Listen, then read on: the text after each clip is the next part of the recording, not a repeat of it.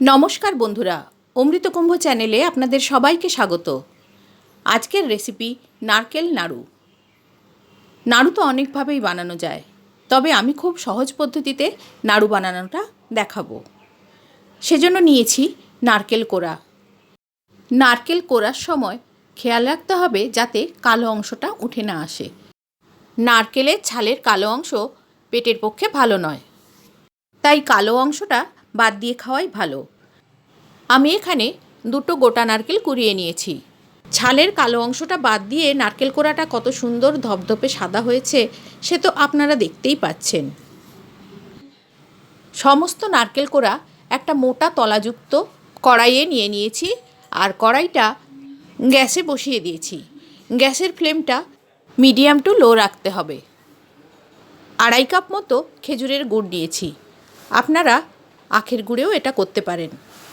এবারে খুন্তি দিয়ে ক্রমাগত নেড়ে গুড়টা আমি নারকেলের সাথে মিশিয়ে নেব।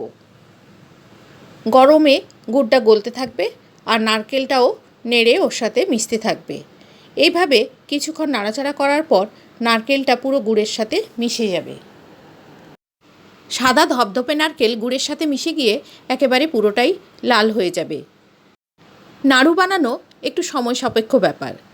গুড়ের সাথে নারকেল পুরো মিশে যাওয়ার পরেও মিনিট 10 নাড়তে হবে।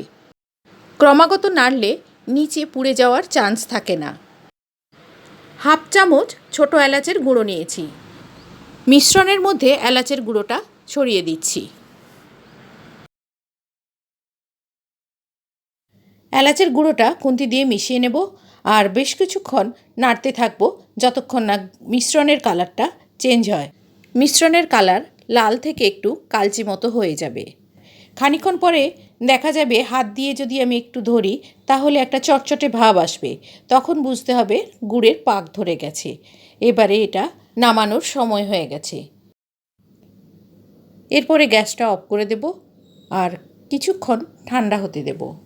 ঠান্ডা হয়ে যাওয়ার পর হাত দিয়ে ভালো করে পাক দিয়ে গোল গোল শেপ করে নাড়ু বানিয়ে নেব। এইভাবে হাত দিয়ে গোল্লা পাকিয়ে একে একে সমস্ত মিশ্রণ থেকে নাড়ুগুলো তৈরি করে নিলাম। এরপর একটা এয়ারটাইট কন্টেনারে ভরে ফ্রিজে রেখে দিতে পারেন আর যখন খুশি খেতে পারেন। আমি আপনাদের খুব সহজ পদ্ধতিতে নাড়ু বানানো দেখালাম। রেসিপি ভালো লেগে থাকলে যারা এখনও সাবস্ক্রাইব করেননি তাদের কাছে অনুরোধ রইল চ্যানেলটিকে সাবস্ক্রাইব করে রাখার। আজ এই পর্যন্ত, ফিরে আসবো অন্য কোনো দিন অন্য কোনো রেসিপি নিয়ে।